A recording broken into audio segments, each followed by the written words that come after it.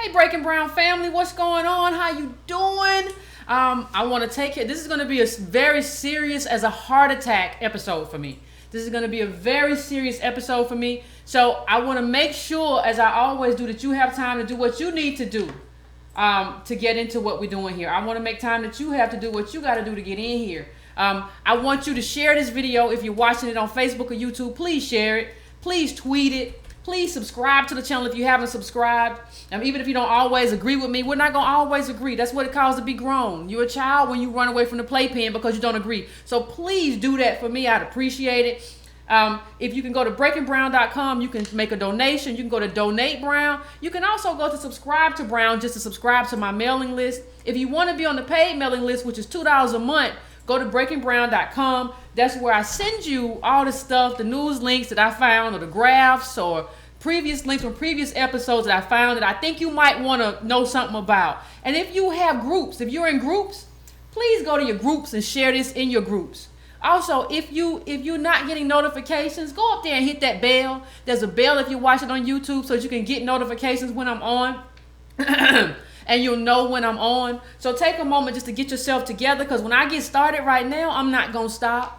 So just take a moment. If you need to put the baby down, if you need to close something, if you need to get yourself together, if you need to do whatever you need to do, go ahead and take care of that right now, because we're about to get started, and I'm going to introduce what I'm talking about in the context. Those of you who understand.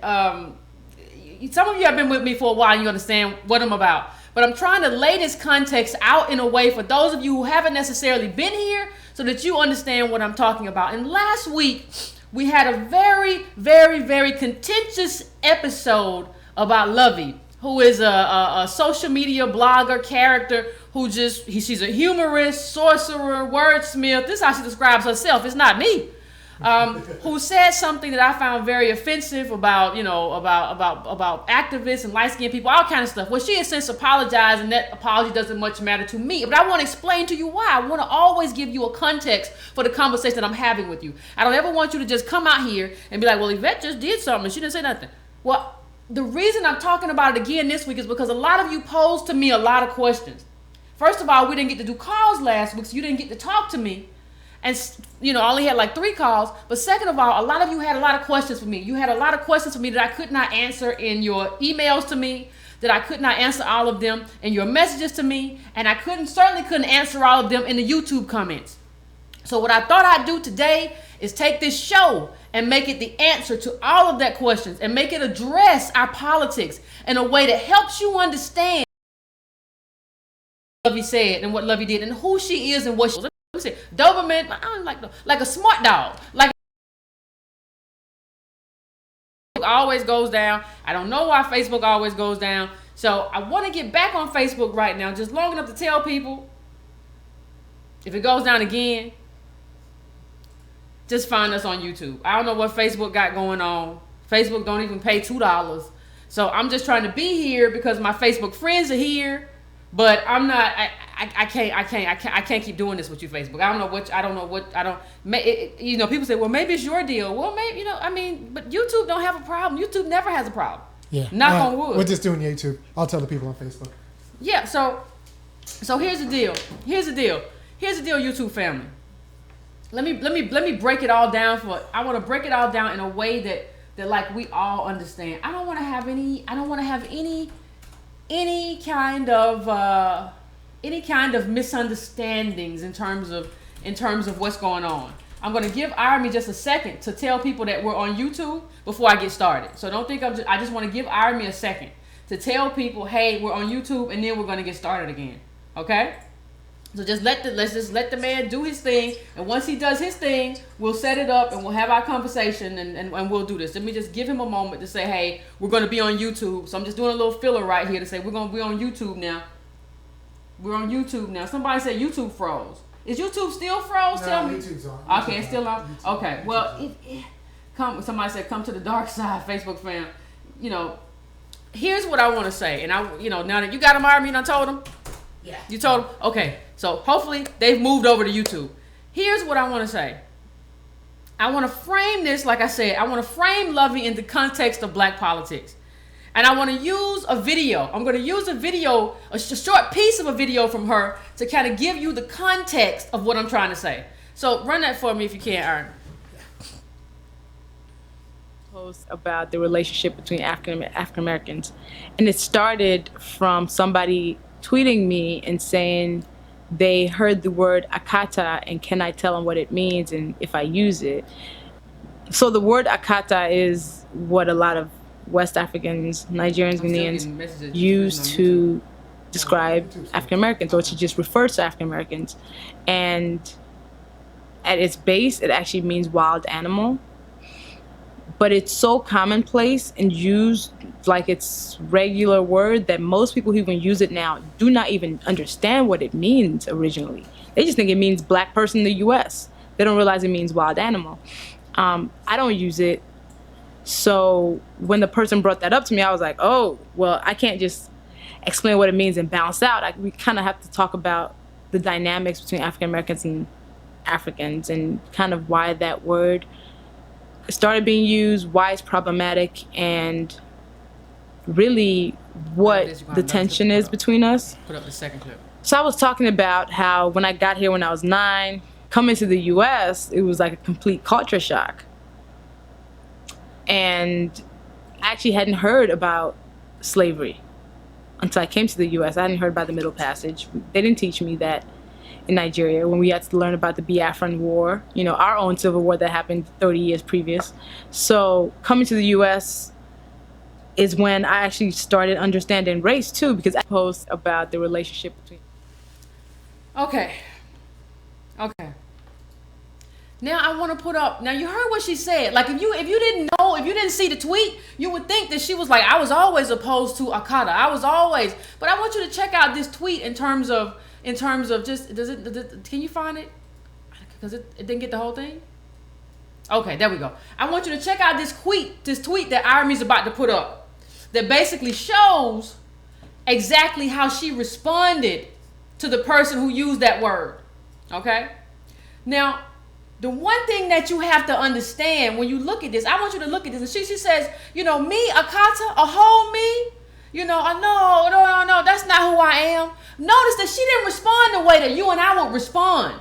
If someone used the N-word, we'll be like, you don't use that word, you know, in terms of like a white person or whoever asking if you are Akata. No, me, I'm Yoruba, baby, I'm whatever, I'm good, I'm whatever. You didn't even respond right to the question, but you tried to backtrack. But that's fine, because I want to explain all of that in the context of our policy. I want to explain that she's trying to backtrack, and being on the fence is what she does. And I want to explain that because some of you don't seem to understand. Some of you say, well, we talked about this, but you ain't get it. It didn't sink in. And then you sent me a bunch of questions. I'm going to address it. Now, if you would like to go on BuzzFeed and watch Cats, you can do that. But don't interrupt what we're trying to do right here.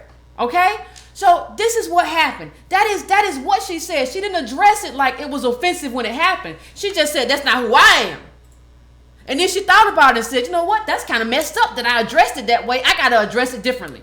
That's what happened. You see it in the tweet. That's her own stuff. That's not me, Akata. That nothing but Naja pumps through this blood of Yoruba. But we all alike? Why you got to tell people that it's all Naja and it's Yoruba and all this if we all alike, if we all the same? What I've been trying to tell you all is that nobody views us as all the same but us. Okay? So what I want to address in terms of why people think we're all alike, I think we have to talk about Pan-Africanism first. I think we have to talk about the way African Americans view Pan-Africanism. You really gonna go there, Yvette? I'm really gonna go there. I'm gonna tell you why I'm not a Pan-Africanist. I'm gonna tell you why. Put that clip up.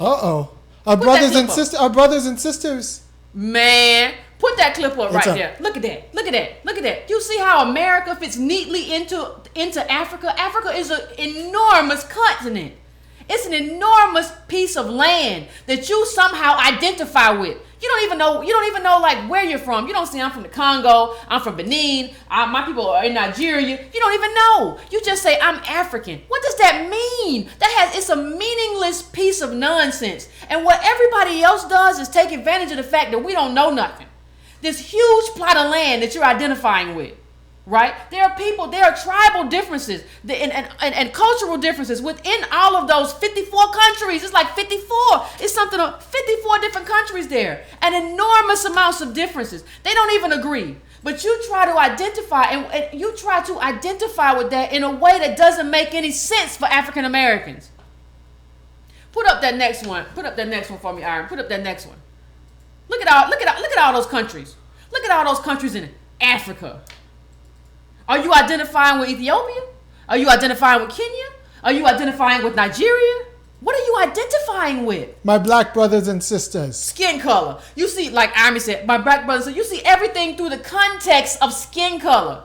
That's an ignorant way to view your life. That's an ignorant way to view your tribe. When Luvvie said there, I'm Yoruba, she was telling you who her tribe was. Her tribe ain't you.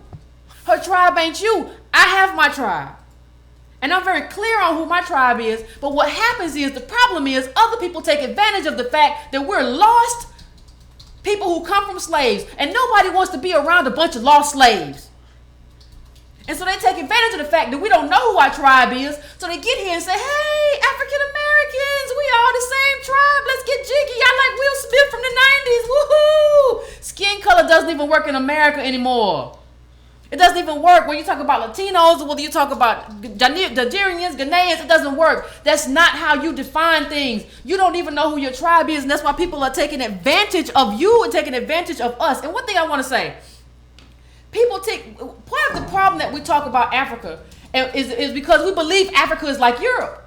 Europe is interconnected. You hear people in Europe all the time talk about I took a train to Paris for the weekend, and I took a train. Well, I was vacationing in Norway. But that's because, dare I say it, it's a first world country. It's connected by all kinds of trains, tubes, and automobiles, and people just hop here because it's a bunch of white people with money, with capital. That's not what you have in Africa. It's not connected that way. There's no interconnection like that.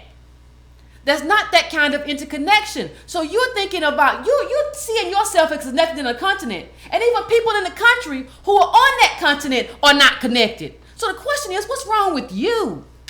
That's the question.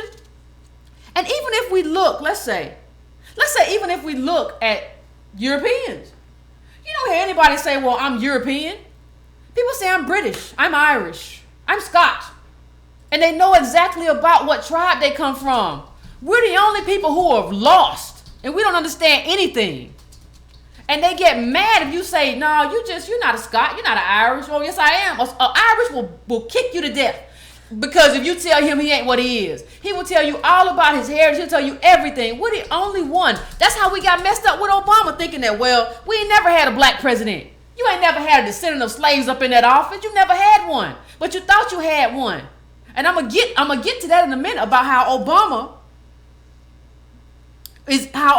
actually, in terms of what he did, he helped mask our failure. But there's another tweet. I think that's clip number 3, Aaron. I didn't know anything. I didn't know a thing about African Americans. Yeah, put that up. Put that joint up. Put that joint up right there. Everybody, when Luvvie said this, I didn't know anything about African Americans. When she said that, we thought we contextualized it in the sense of, well, she didn't know anything about African Americans, and her car and the driver because of elitism. And elitism is only part of it, though. The other part of it is, what you're telling me is that in Nigeria, you're not learning about me. In Nigeria, you're not caring about me as an African American. I'm not taught in your elementary school. That's what you're telling me. So the question becomes, why is it that African Americans in this country want to be Pan-Africanists and care about everybody else?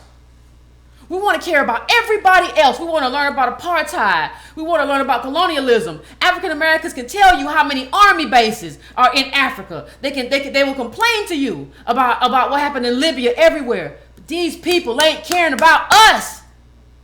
Don't you get that? How do you not see that? They're not like, and that's what would need to happen in order for me to do anything in terms of like, okay, well, let it go, Yvette. I want to. Luvvie says she had a maid and a driver. I don't want to talk to Luvvie. You know who I want to talk to? I want to talk to her maid. That's who I can identify with, because we didn't have as African Americans, we didn't have a maid and a driver. We were the maid and the driver. You can't identify with me. And talk to me as somebody who's been around. When I traveled to Liberia, I was around a South African who was talking to a driver, and he talked to him the way that I heard white people talk to black people back in the day. Not even now. I've heard about it. Dude, I want to talk to your driver, Luvvie. I want to talk to your ex-maid. That's who I want to talk to. That's who I identify with. And the reason we don't understand that is because we don't have class as African Americans.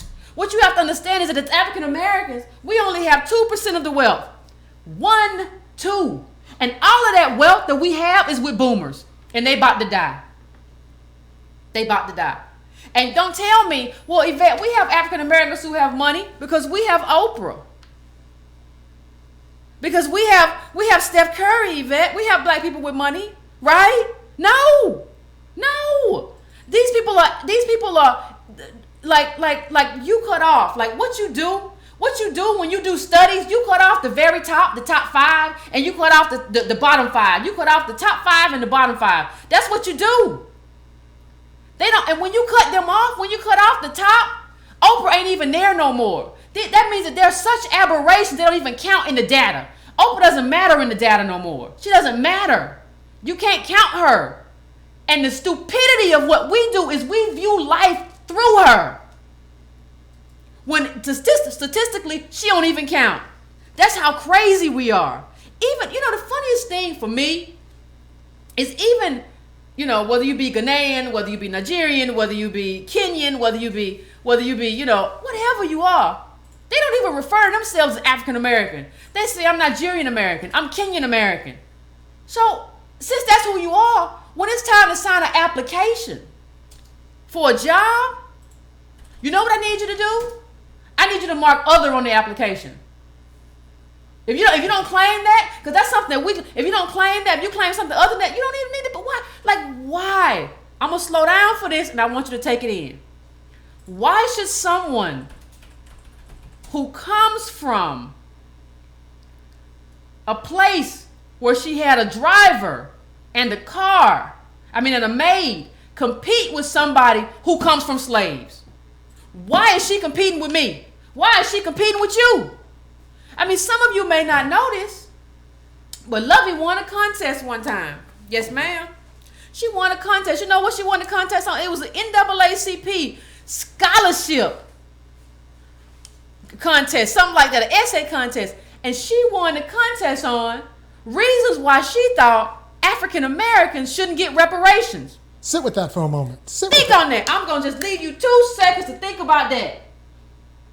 She won a contest. Sponsored by who? NAACP. NAACP gave her, she won an NAACP like essay writing contest about why we shouldn't get reparations. Now I want you to think about this. Here is a person who is going to benefit and is benefiting from affirmative action.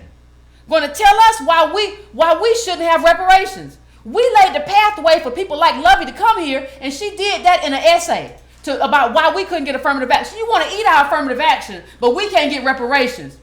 But who are you to even have that conversation? We are African Americans. We are descendants of slaves. Who are you to even have a conversation with us about that? Who are you to even speak on that? Let me tell you something. I'm not going to ever go to Nigeria and tell people about colonialism. I'm not going to ever go to Haiti and tell them about what they should do about the French and how they should get their stuff together. I don't care if I came there at 9 years old. I'm never going to do it. It's called being respectful and deferential. I don't have a claim in that country. I don't have a claim anywhere but here. And I know that. And I get that. And I understand that. Why don't y'all get that? Why don't we get that? And it's almost like we have become so... We view ourselves as so inferior as African American descendants of slaves that we view everybody as our equal. And we can't say, this is my house.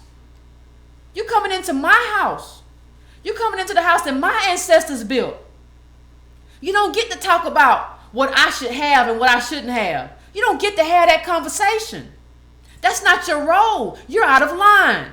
We don't want to tell nobody we're out of line because we view everything through pigment and nappy hair. That's how we view it. Well, they got nappy hair like me. We're brothers and sisters. And everybody knows that we're freaking ignorant. And so they take advantage. And that's what happens to us. They in, they out, they in, they out. People take advantage, and you think that the only people who can take advantage are white people. People say, well, Yvette, oh, that's not your country. That's the white man country. That's the capitalist man country. That's what you say. That's what people say to us, and we say, yeah, you right. You think the white man don't run Nigeria? And the same people who tell you that this is not our country, you look at their Facebook profiles and they got Haitian flags. You look at their Facebook profiles and they got Nigerian flags. You look at their Facebook profiles and they got Ghanaian flags. But they can own their country, but they tell us we can't own ours. Don't you see the con that's been played? This is what getting taken advantage looks like. Luvvie speaking on behalf of descendants of slaves in this country when she admitted to you in that clip that she don't even know. She admitted to you she didn't start learning about it until she got here. We've known that going back generation after generation after generation. We know it like we know everything. We know it because we got parents who lived it. She came here and kind of tried to know it and don't know nothing. So what is she talking about? Us. What's she talking about in this picture I'm about to put up? What's she telling these people? What is she telling these people? Let me just say, what she's talking about. Let me just. Iris about to put up a picture that's gonna kind of break it down. I put it. You put it up. I put the TEDx picture. You know what that is? She's speaking about us in TEDx. So what is she talking about? Who the hell knows? She's talking about how she started blogging a long time ago, and now she's here. I guess it's some old Drake started from the bottom and I'm here stuff. I looked at it and I was just like, I don't know what she's talking about. But she didn't start from the bottom though. She ain't start from the bottom, did she? No. No, she ain't start from the bottom. I'm pretty sure Drake didn't either. But I'm not saying nothing. No, Drake didn't start from the bottom either. These people are taking advantage. Ain't nobody start from the bottom but us. I mean, in this country, we're talking about this country. This is the country that matters. This is America. This is the richest country in the world that we have a claim to. You can't let everybody just come here and say, I have the same claim as you because I'm brown. I too am brown. I too have nappy hair. I have the same claim as you. Thank you. That's retarded. So if you start from the bottom and don't end up towing the white line, you don't end up on MSNBC or on TEDx. You end up on YouTube with a call-in show. No. And let me just say one other thing before I talk about her call-in show. Whatever she's doing. Let me just say. No, that's our call-in show. Our call-in show. Yeah. But let me talk about one other thing. All these people who say, well, we're Pan-Africanists and Yvette, you're dividing and conquering. We got to stick together. Let me tell you something. You talking to the wrong person. You know why? Because I can't own land in Nigeria. Like, it would be like going through the eye of a needle. Like, I can't own land there. Like, if you really cared for me as an African American, you would be like, Yvette, we have got an opportunity. Nigerians would be like, Yvette, we have gotten opportunities in America thanks to you. So we're going to hook you up in Nigeria. We're going to make it where you have a preference to buy land as a foreigner. We're going to do that for you. Because you all have hooked us up. Let me know who's running that movement.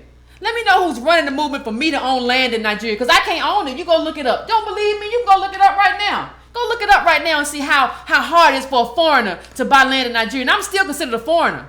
Hook me up. Because part of the problem with being an African American is that we're priced out of America because we don't have a homeland. Y'all could have made Nigeria our homeland, but you didn't. And you won't because you don't care. And I'm not talking about everybody. I've had some Nigerians in my inbox say, Yvette, you right. But y'all ain't do that. Y'all ain't setting us up. And let me tell you, let me break down what it means to be a Nigerian, to have a homeland. That means that I could, if Nigerians will hook me up and give me some kind of preferred treatment over there, that means that I would be able to take my first world dollars and use them in a third world country where they have more value. I would be able to do that.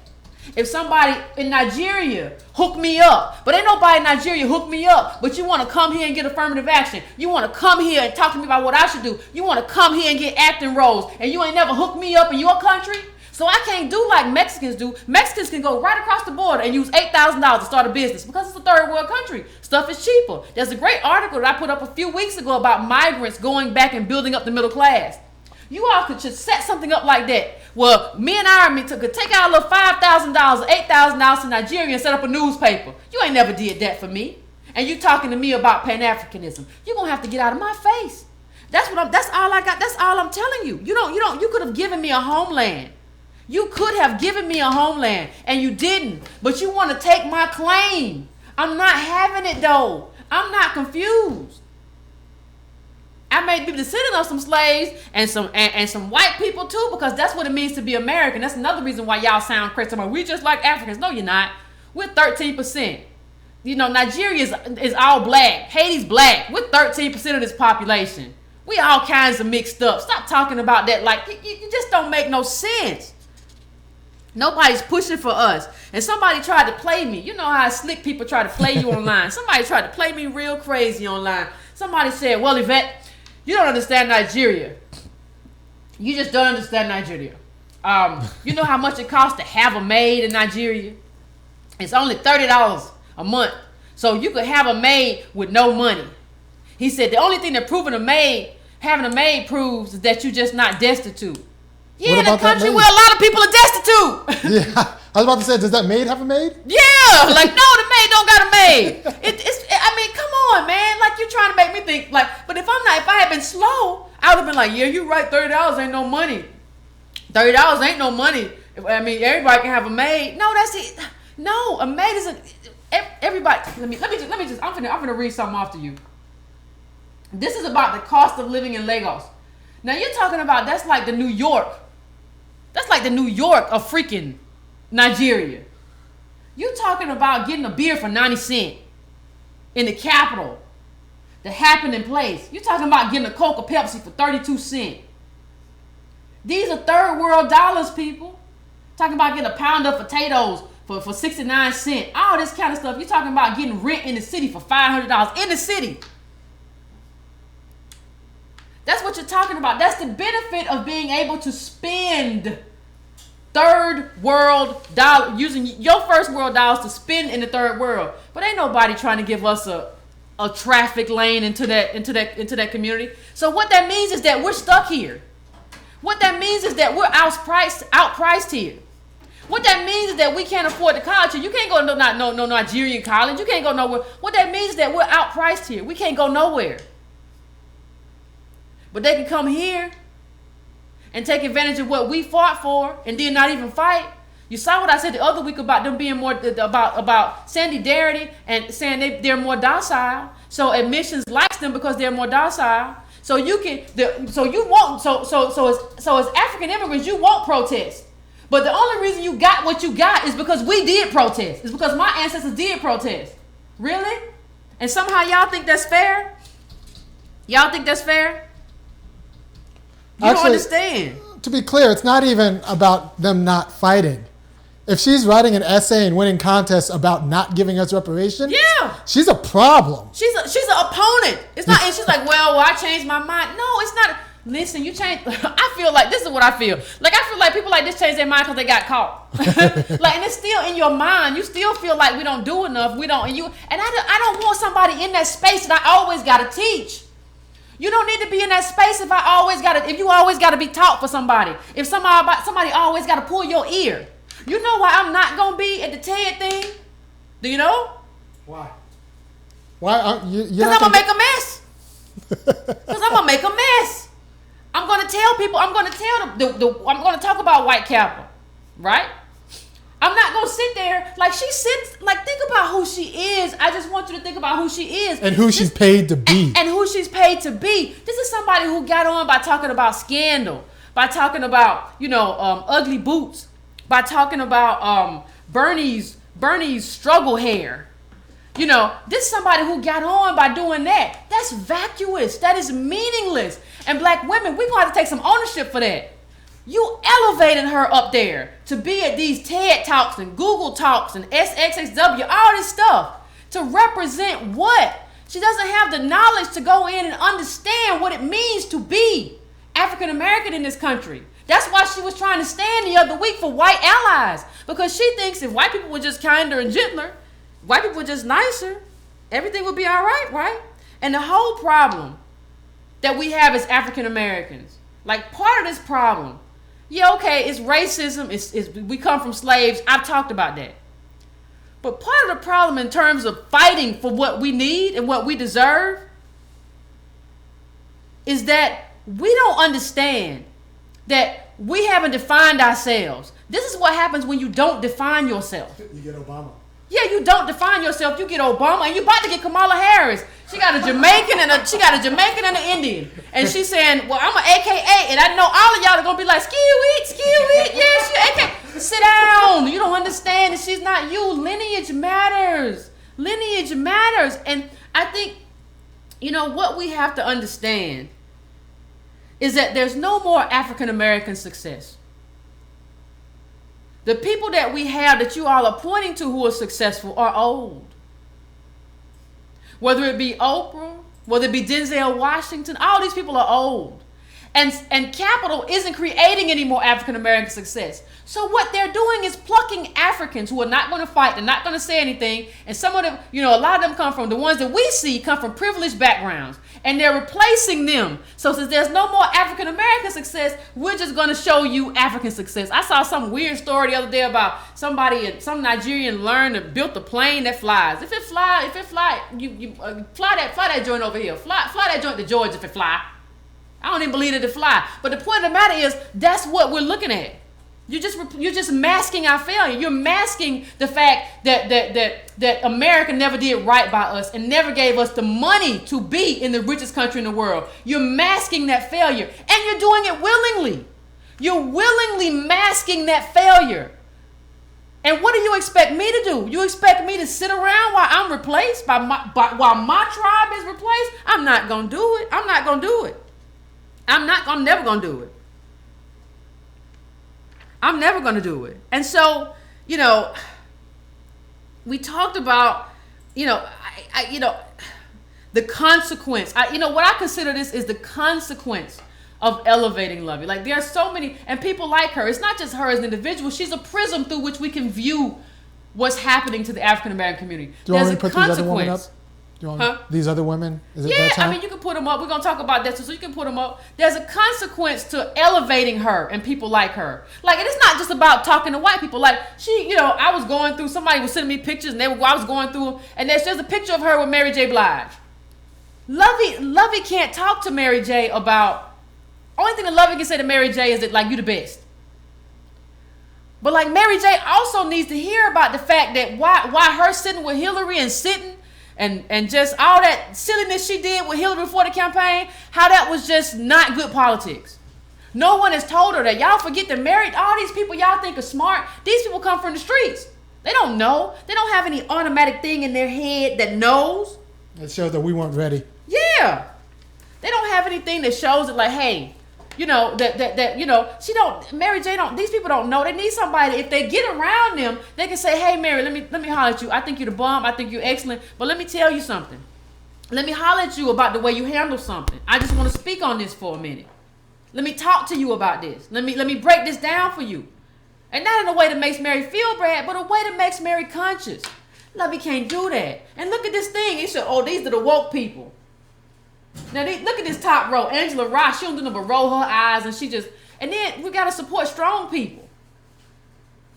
We got to support strong people. Angela Ross, she starts crying. Then she started crying when she was at the airport, somebody touched her. She started crying. Support strong people. Do you think Fannie Lou Hamer would have did that? who really is the spirit of the slave right here? It touched me. I don't. Child, go on. You know how many times I've been touching the line? I don't care. It's a freebie. I don't know. Like, look, it is what it is. These people who work at TSA and trying to touch these random people, it just is what it is. Nobody's hurting you. Stop trying to get attention. I want to say something good about TSA. I was just flying out last week. Sorry I wasn't here for you, Breaking Brown. I was flying out last week. TSA hires a lot of black men in Atlanta. I don't know how or why, but like there were a lot of black men working in those lines. So like Atlanta Hartsfield. At least they hire black people. Especially black men who ain't got exactly, because anytime I see more than 6 black men working in any one place, I feel pretty good. Yeah, I hear you. And some of y'all are gonna say, Yvette, you're treating Luvvie wrong. I don't think you're doing this right. Let me just read something for you. In Charleston, South. This is from her book. I'm judging you. We ain't got no right to judge nobody, but I'm not going to get into all that.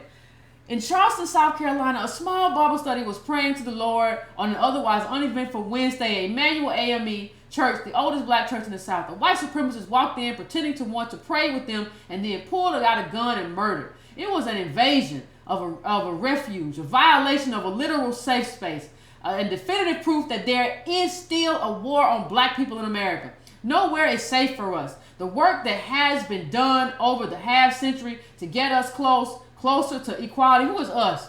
To get us close to equality has regressed, and it feels like we're back to where we started, and now another one of our churches is burning.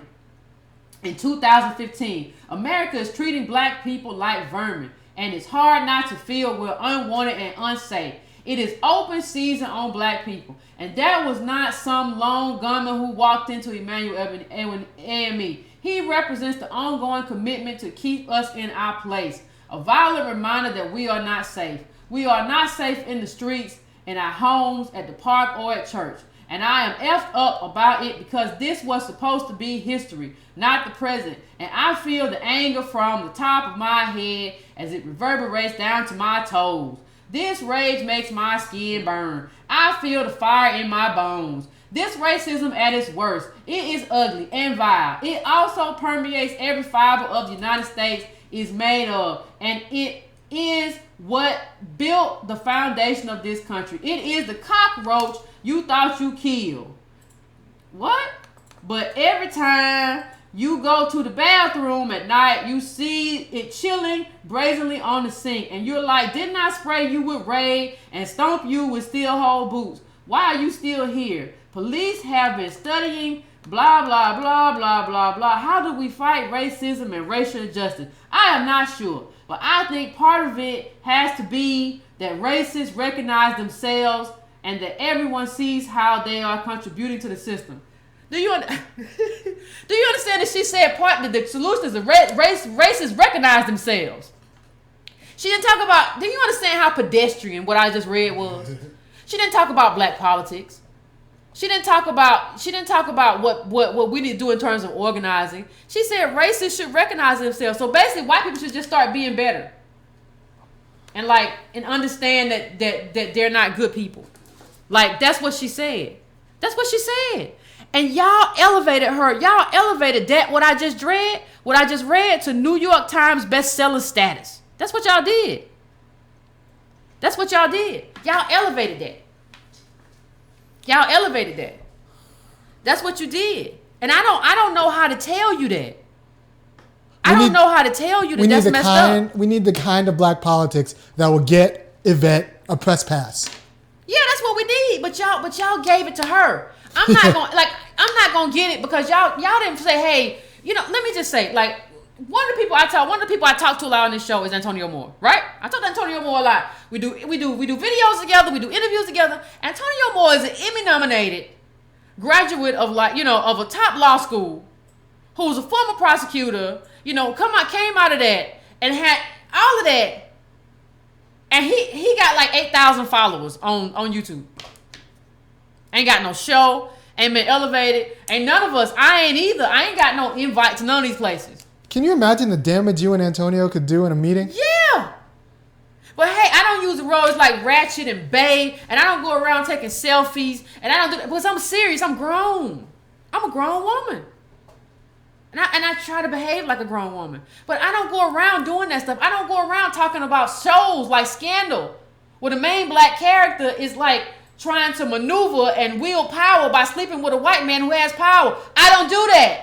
That's not what I do. That's not going to be my favorite show. I see that show for me is problematic in a lot of ways.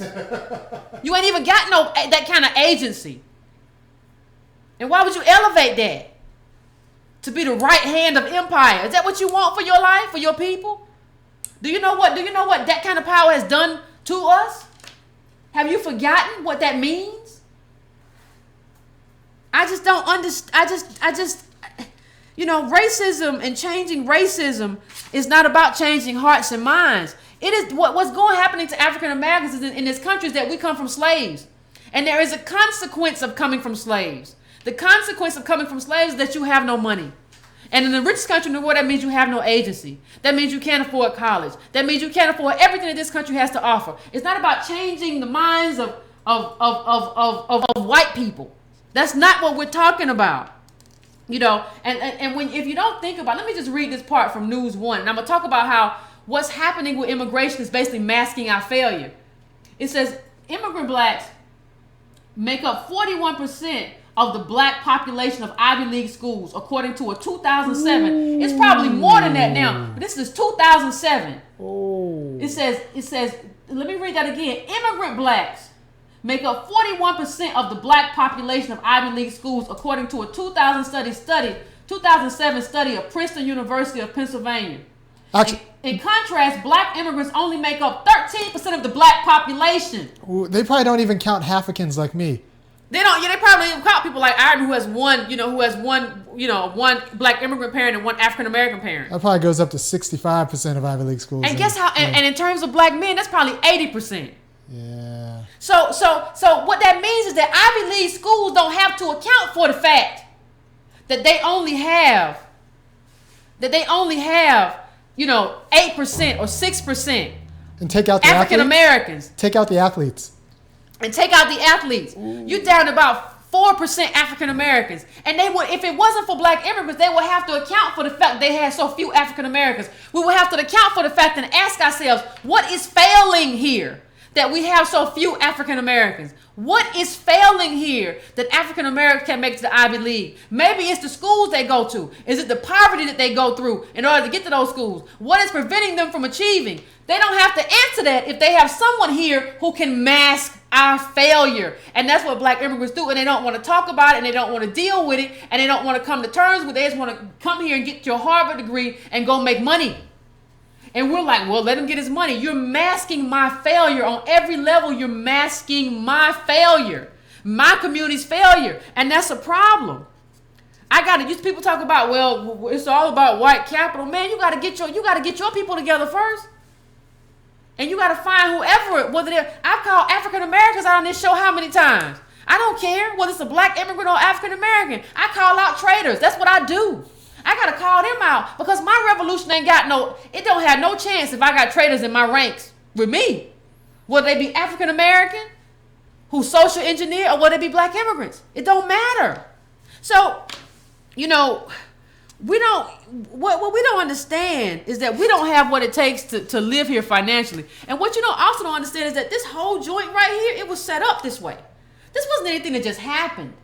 It was set up this way. Keep in mind, when you're thinking about this, keep in mind that the Immigration Act of 1965, the one thing you got to keep in mind is that joint right there was set up to harm us.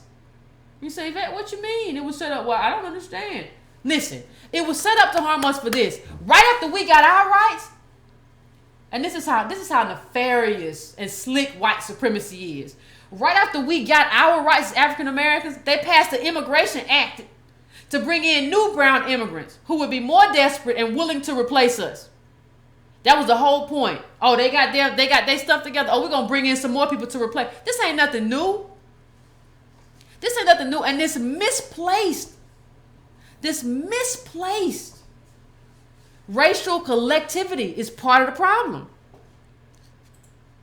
We got it. People who allow themselves to be used willingly are part of the problem. And you can't miss the nuance. There's another great example in terms of housing. I just mentioned the school example. Now I want to break down a housing example. I think this is clip 7, Iron. Put up the swamped by. Yeah. It's clip 7, and it's about it says it's from a Washington Post. It says swamped by an underwater home. And it's very interesting. It's about a Ghanaian family who came here as part of the lottery. They came here as part of the immigration lottery. They weren't even rich. Come here, they just got here by the lottery. These people got into. You talking about a $600,000 house. They were signing anything to get into a house. These people who come from Ghana didn't have much, signed on to a $600,000 house. But this is just not an aberration. This is just not one people. I want to read this to you.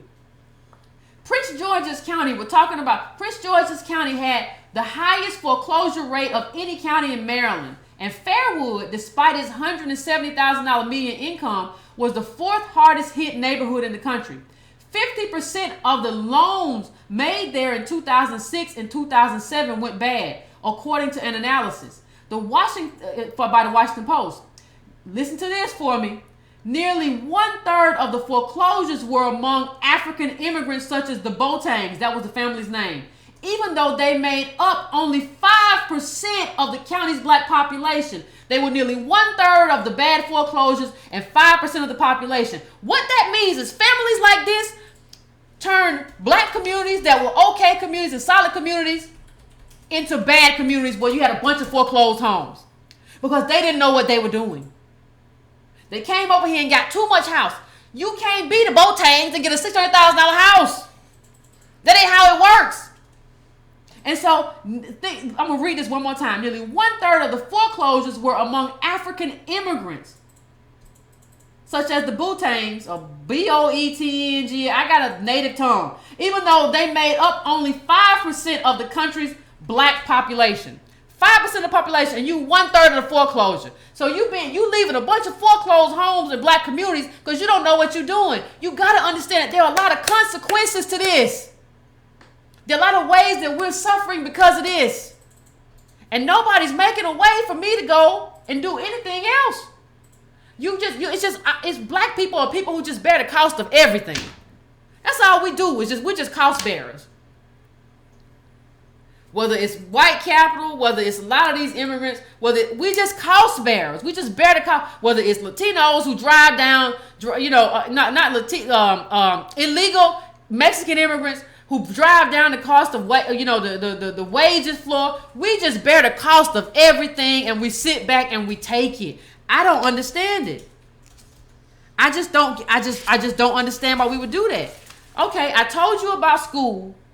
I just told you about the consequences we bear in housing. Then let's go to the movies. A lot of y'all had a lot to say when I talked about how the cast member of Get Out, how Get Out should have been played by African Americans. Had a lot to say, didn't you? Had a lot to say when I said, that should have been an African American. Had a lot to say. Well, Yvette, we're brothers and sisters and all this stuff. Y'all said that to me. I heard it. I ain't nobody slow. I heard you. Well, we're all this and we're all that. Well, look at this right here. I want you to look at this. Do you see Mr. Denzel Washington playing Malcolm X? How many of y'all seen that movie? How many of y'all seen that movie where Denzel played Malcolm X? Wasn't that a good movie? That was a good movie. He played that role. But he wouldn't have had that role if it wasn't for Spike Lee. Denzel, that was a pivotal role for Denzel. He needed that role. But he wouldn't have had it if it wasn't for Spike Lee. He needed Spike Lee. He needed Spike Lee. He needed Spike Lee to make that pivot so that we could be like, God, Denzel is like, this dude is phenomenal. This dude is phenomenal. He needed that black director and filmmaker to do that. Right? We needed him to do that. Right? But let's pivot. Let's pivot for a second.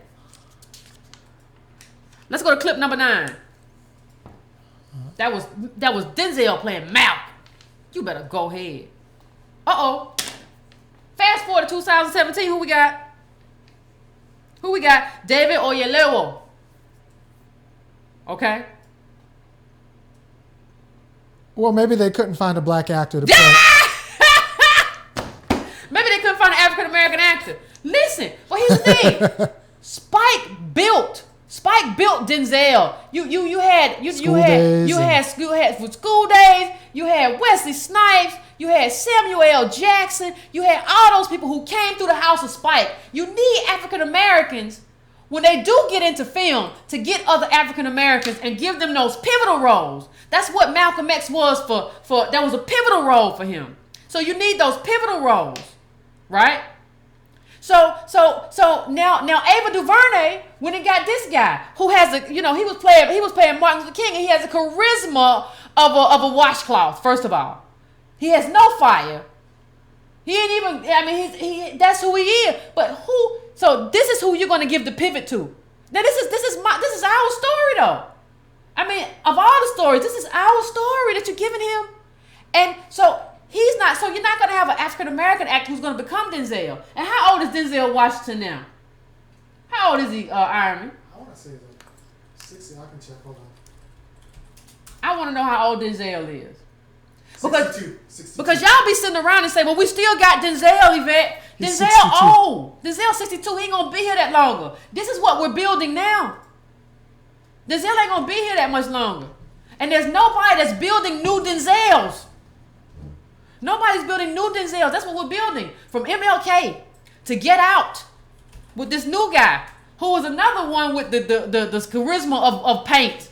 Just boring and strange. And I wonder what an African American would have brought to that role, just like Samuel L. Jackson does. There's a reason why Samuel L. Jackson was the one to speak out and say, hey, African Americans need roles. There was a reason for that. You know why? Because he understands what he got. He understands what he got coming from Spike. He understands how Spike benefited him. And that was another movie. Get Out was a movie with an African American who could have picked another African American, but allowed himself to be talked out of it by the guy who ended up playing the lead role. Put clip number 11 and 12 up there. We're gonna start talking about, if we haven't already put clip the other clip with put 11 and 12 up. We're gonna talk, and this is not just a one-off. Because y'all just think, well, she's talking about David Leo. It's a lot of them. I mean, I'm not trying to be mean, but like, come on, this is not just a one-off where we're just talking about one person. That's a good-looking guy though, right here. He all right. I don't get nothing to write home about to me. But it's a lot, people. It's a lot. This is a lot. And you look at, even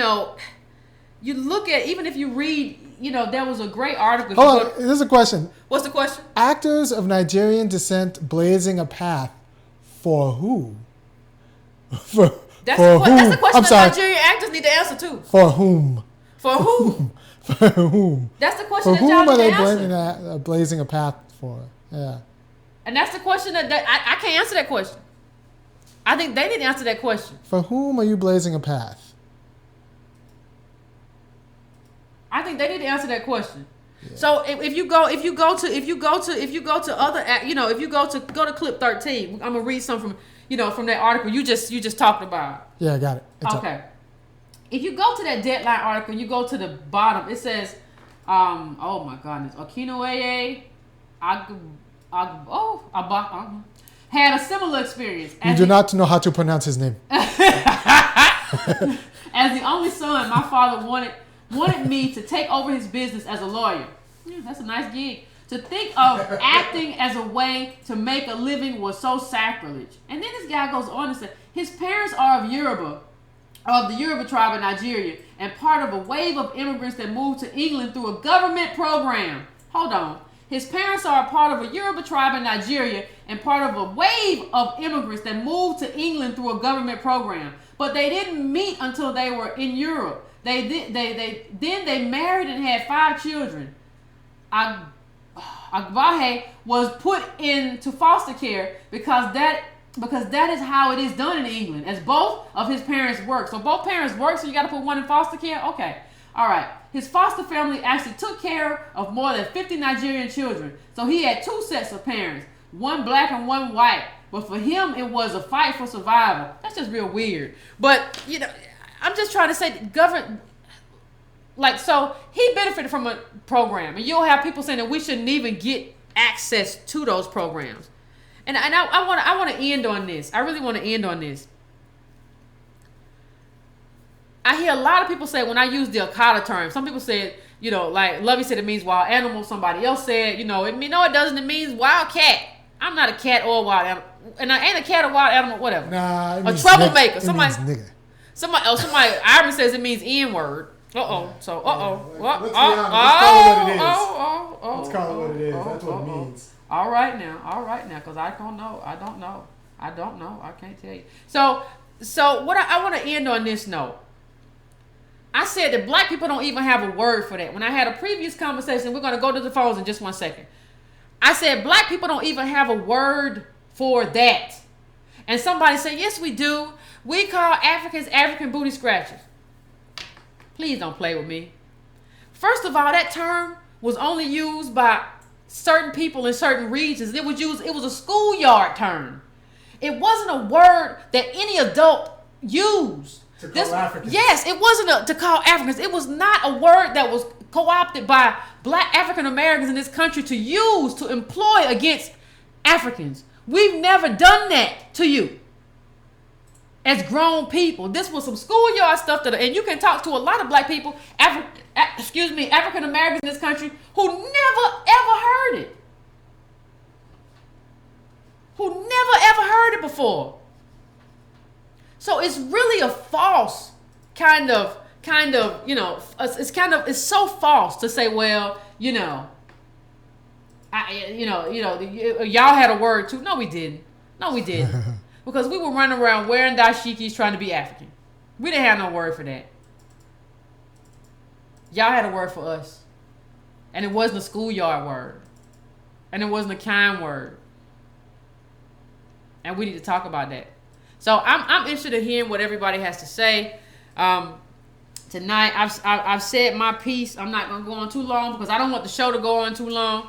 I want to be able to hear from everybody and kind of get you all in here and see exactly what you got to say about what was said and see what kind of disagreement you have, because I'm gonna say that you can call in. I mean, some of y'all love to play tough in the comments. Y'all love to play tough in the comments, but you can call in. Well, tell them who you are first. Y'all know who I am. Yvette Carnell, Breaking Brown. So and share this while we're talking, while we're trying to get the calls on the line. Yeah, somebody said we are not wild animals. Yeah, that's no, we're not. What would you even get that? Where would you even get that? Like, what would you even get that from? But if you're watching and you haven't subscribed to the channel, please subscribe. Please share it. Please share this video. If you're in groups, please share this video to your group, so that we can so that we can do that, so we can have this conversation.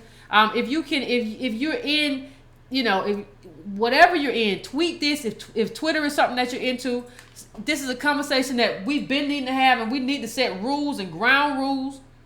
We need to figure out who our tribe is. You take somebody say, well, what do we do now? We figure out who we are, understand who we are, and we leverage that. And we leverage that in terms of our politics. And we leverage that in terms of deciding this right here, this affirmative action for going to school, this is for me. This ain't for nobody else. This is for the descendants of slaves. It ain't for nobody else. And we prioritize ourselves in policy. That's where we go from here. We prioritize ourselves in terms of prioritizing our politics. And when I say our, I don't mean all black people. I mean descendants of slaves. I don't mean all brown people. I don't mean all Latinos. I mean descendants of slaves. We have to prioritize ourselves in the policy making. That doesn't mean that at some stage, if Nigerians, Ghanaians, everybody say, hey, we're going to give you something in our country in terms of land ownership. We're going to give you something in terms of preferred business startup capital, because you got some billionaires over there in Nigeria. It doesn't mean if you start giving us something, then I think we can start having this conversation, because I'm all about give and take. I'm all about making. I'll make a deal with anybody any time of the day, but I'm not gonna be your friend or give you my claim to this country based just on I feel like it's the morally right thing to do. That's not what I'm doing. I'm not doing that. So are you saying Luvvie shouldn't have even been able to apply to that NAACP? Not at all. Not at all. She shouldn't have been able to apply. How in the world you're not a descendant of a slave? How do you even get to apply to that? You should have ever. That scholarship should have been for descendant of slaves only. We should start calling them DOS scholarships. Yeah. You can't come from somewhere else and get this. Fair enough. What school she go to, Iron? Oh, she went to high school. She went to Whitney Young High School in Chicago. It's a selective enrollment school, same selective enrollment school that Michelle Obama attended. And to tell you the truth, you got to watch black people from these selective enrollment schools, because they've been trained in separating themselves from the non-selectively enrolled black people. Like, they don't want you in that club. Yeah. Yeah. So, we ready to go to the phone? Yeah, then? I'm ready. Let's go to the phones. I want to see what y'all got to say. If you feeling froggy, you might as well jump. Hello? Hello? Hello, Yvette, thanks for taking my call. Hey. Yes, I got a question for you. So, if a person was, let's say myself, I was born of two Nigerian parents. I was born in Georgia, actually, Savannah, Georgia. Good for But you. I was raised by two African American foster parents. Do I have a right to identify with African Americans? Let me ask you a question. Do you? Yes, I feel as though I do. Because this is the only country I know. I've never been to Nigeria. The people that I refer to as mom and dad are African American parents. But are those the only parents you've ever I'm not known? going to make a claim on benefits of this country from the descendant of slaves, but I feel as though I have a right to say I'm African American because I grew up here. I was born here. But are those the only parents you've ever known? Those are the only parents I've ever known. And are those parents descendants of slaves? They came here. Go ahead. I say, are those parents descendants of slaves? They're African Americans, right? My foster father, he was born in Savannah, Georgia. My foster mother was born in Newport News, Virginia.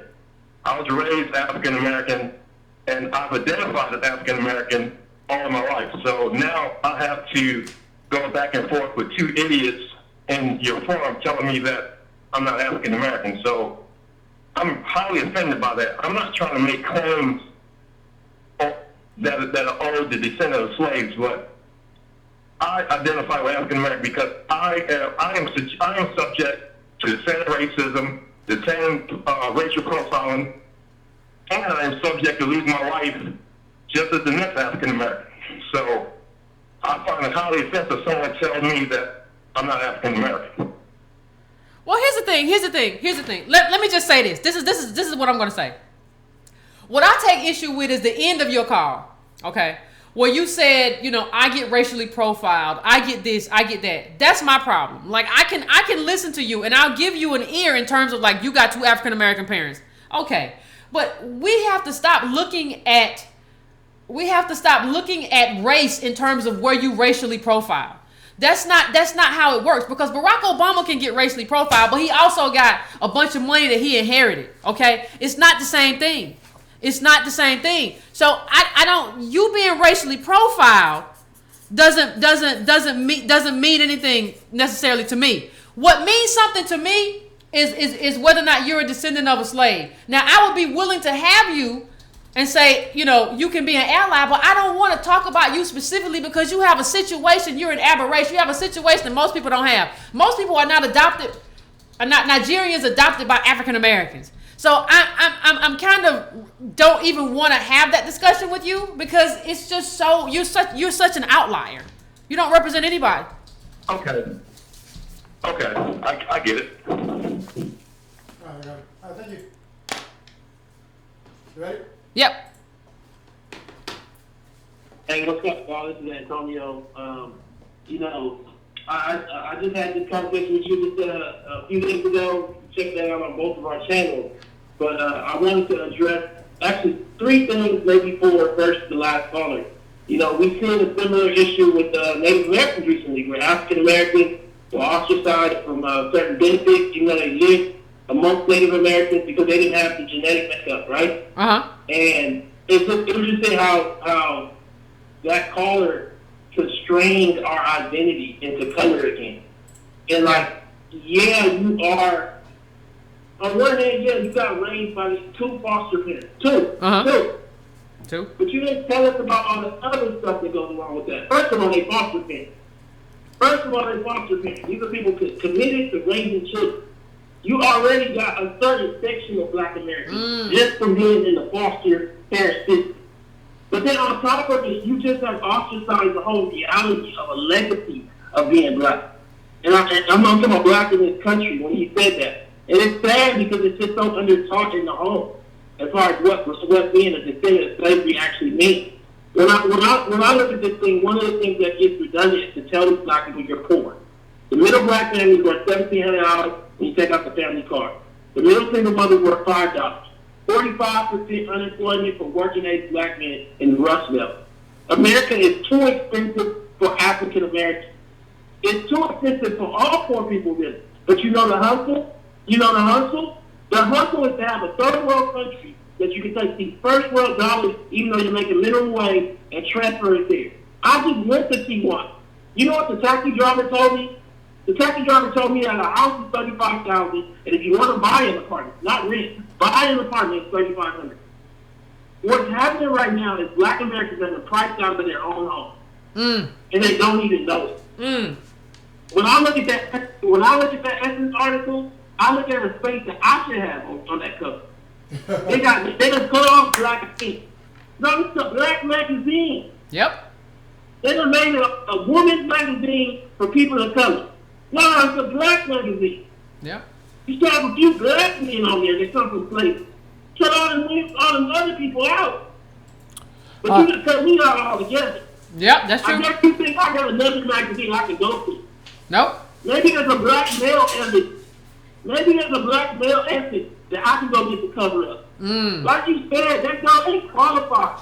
Yeah. You just listed all the stuff that's in my life. And I come from two 16-year-old parents. This lady comes from rich people. And she tell me her background. Everywhere she go to school. That's why I want to know what school she went to. What college. I want to know what graduate degree gives her the qualifications to speak about African American culture. One thing that you kind of left out, we talked about it before, what does it take to send your 9-year-old kid to America and not teach them about slavery? No. What does it take? What is it? Not the business. You send your 9-year-old kid here and then teach them about slavery? You know why? Because you don't want them to be around slaves. We got to start doing this. Hear me? You know it. Hear me? Tell us the truth. Yeah. You got to, we have somebody here who can tell us, and I'm not asking you to put you on the spot, but you have empathy. And you tell us in tidbits, but there's a cultural reality. I don't want my people, I don't want my children around them. It's going to wash off as if we don't come from the first world. Dang. Come on, man. Damn. Thank you, Antonio. Shit. Antonio on fire. No, he's right. He's got a legit claim. Hit that. All right, so my dad is Ghanaian, and he came here to make a score. He came here a lot of African immigrants. He came here to make a score, and that score includes not necessarily being nice to black descendants of slaves. That's not why you move halfway across the world to come to America. That's not the American dream. The American dream isn't to come on this shore and then stand shoulder to shoulder with African American descendants of slaves. No, the American dream is you come here and you make a score, and you make a score no matter how the money is made. And if the money is made by treating black people like garbage, treating black descendants of slaves like garbage, then you come and you become a nice Americano. You do what you're supposed to do. And Antonio mentioned another part that I learned a lot about this weekend. So I'm going to go into that just a little bit. He mentioned about the Essence magazine showing these woke people and them being woke women and what that means for the way white supremacy works in the United States. And let me be honest. This is very important. There's a theory called social dominance theory that shows that colonialism and white patriarchy in the United States, it's not men versus women. It's men versus other men, right? And I want to be clear. Patriarchy and even white supremacy, it's not men versus women. It's men versus other men, with women taken up as auxiliaries in the fight, right? So when they start erasing black men from the struggle, that means that we've lost. That means black men were the target. Black men are the target. So don't let any woke feminists tell you that black men need to sit down, because black men are the primary target, because patriarchy and white supremacy works by taking out black or non-white men. That's the way it worked in all over the world, and that's the way it worked in the United States. Even when you look at if you look at anti-Semitic Europe, the way it worked was white men raping and taking out Jewish men.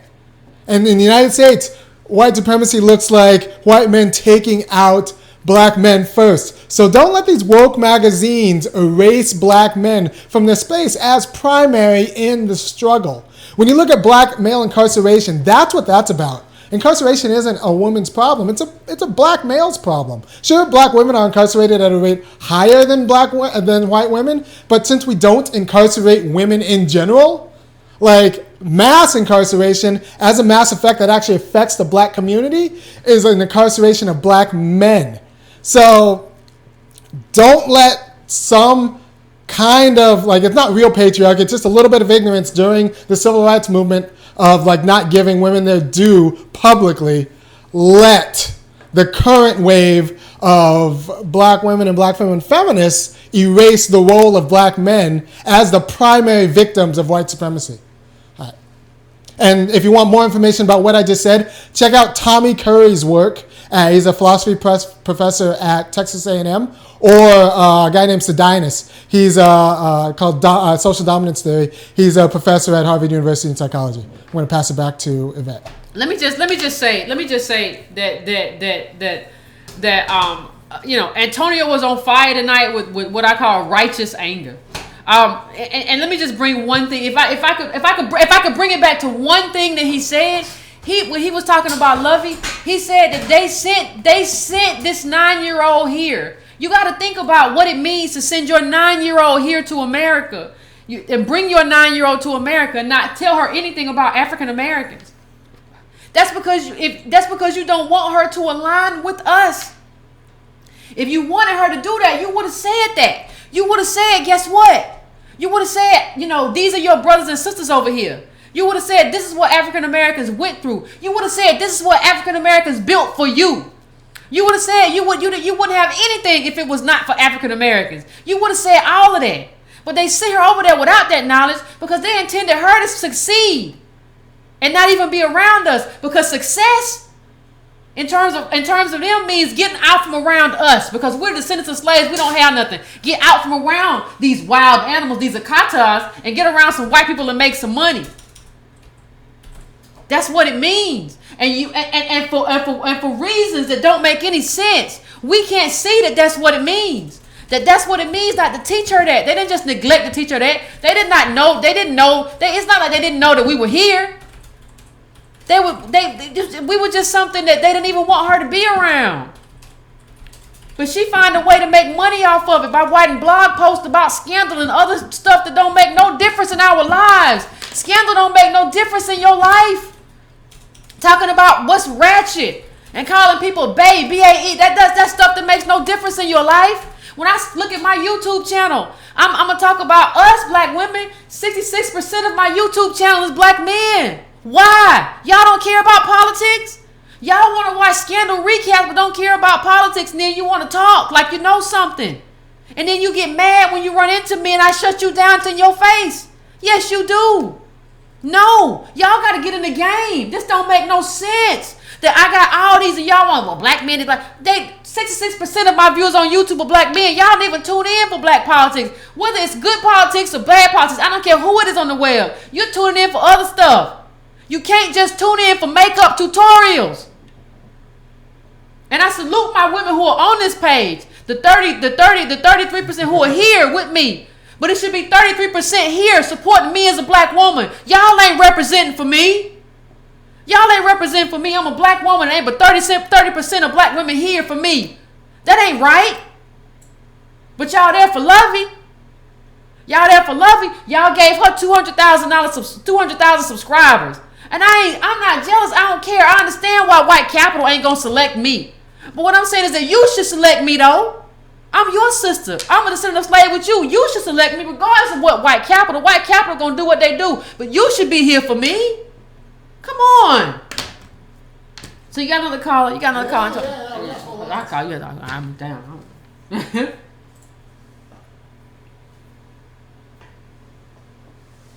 Yes. How you doing? I'm fine, Yvette. You're getting people from Virginia. The gentleman that called first said his brother was from Newport News. I'm from about a mile away from where Cornwall's cave is. Okay. I saw you on the Black Panel. You're a lady from VCU. You tried to defend her and say that You didn't think she was putting down black men? She gave a long dissertation about how black women are holding it down, but she acted like she has no idea about 40 years of mass incarceration and black men being targeted. She talked about how the prison industrial complex, black women are the ones supporting it because they're paying for the men that are in jail. And she's a teacher at BCU, which is about 90 miles from my home. I actually have relatives that have gone there. I don't understand people that get in a position like hers and then go along with the whole system of putting down black men until they brought this upon themselves. I don't get it. Okay. So, and I follow Antonio's work and your work. And one of the reasons you can't get 200,000 people is for the same reason when I was a single dad, I couldn't get black mothers to stop watching television to go to a PTA meeting. Because they tell you the teacher's supposed to do that. The system is supposed to do it. But they have the degrees and professional jobs, but they think someone else is supposed to be responsible for securing their child's integrity, self-confidence, and everything. I don't understand that. How can you work in the system and tell me once your job is over, all you want to do is sit down and rest? I don't want to use my brain. Oh my. I want to be entertained. Yeah.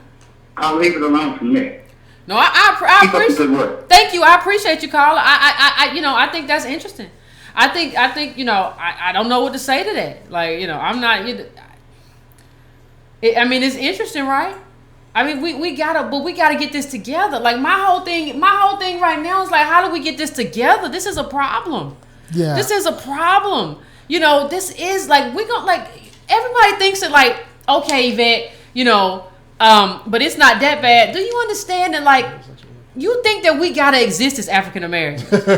We don't. No, heterosexual black men are on a list.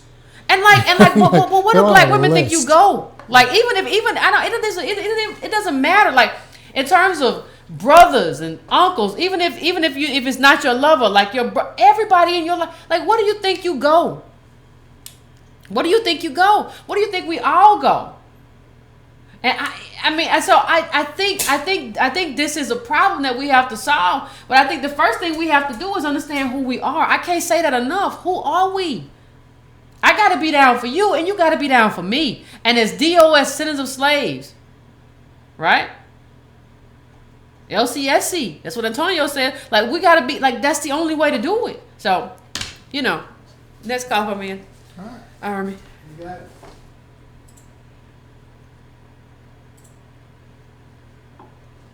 Hello? How you doing? Hello? Yes. Hey, I'm calling in for solutions because I'm tired of these Negro whisperers don't know nothing. Just keep it real simple.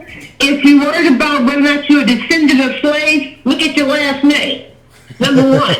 And the other, number two, you need to be unapologetically black and across the board. Just don't say African Americans if you're buying into the oppressor. Just say that you're black. That's all you have to do. And the other thing that we need to do is go on the internet and look up some stuff. Go look at the bills that they have. Let me tell you something, one thing that I've been doing today that just really disgusts me. The immigration bill, illegal immigration, the visas. You could come, they got videos where you can go online and fill out an application for a job. And if you get it, you can come over here and get a temporary visa. They come in that way. They coming through businesses, visas. They coming through all across the border. They got so many forms and stuff that these think tanks are doing, and that black Americans, people, you better wake up. You think you have a job today? You intellectuals. When I saw you on that board, that Dominican guy first, he said he was a Dominican. Then he went back to being a Dominican. And that's, people got to pay attention to the words and the language that they use. We have to keep it simple and just say the straight words. And my daughter went to visiting Howard today from California. And she's doing a tour. She goes to the African American Museum on behalf of Barbara Lee. I told her she said a butcher for me. But anyway, we got to keep it simple. And Thank you. I'm tired of the dumb stuff. No, I appreciate that. Thank you, Carla. Thank you, Carla. I appreciate it. I think what you gotta say, what she was talking about, if you haven't seen, she's talking about the video from the new Black Fest. If you're on YouTube, it's one of my YouTube videos. It starts out with Yvette at the new Black Fest, so you can look at it. She's talking about the Dominican guy who was sitting next to me. He started out Dominican and African American. Then things got hot. So that's what she's talking about. She's Thing is, you're black every day, aren't you? Yeah, I'm black every day. I'm black every day. Like, yeah, I'm just a yellow black girl every day. That's all I am every day. Every day. And I don't. If you can be something else, then you ain't with me. I don't try to claim. Ooh, well, I am actually no. And I think that's what you got to do. When somebody says I'm black, like you be like, no, I'm DOS. I'm DOS. What you mean DOS? I'm descendant of slaves. We're not the same, but nice to meet you. Don't be no. We're the same, brother. No. I got a claim right here. I got a claim. But hey, if you cool people, hey, that's good. We can maybe work together, maybe not. But I think you have to differentiate yourself. I think that's the beginning. We don't do that. So I think that's the beginning. But yeah, I mean, check out that new Black Fest video if y'all haven't seen it yet. It was interesting in a lot of ways. People still talking about it. It was very interesting.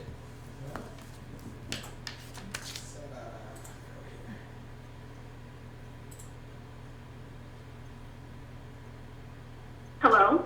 How you doing?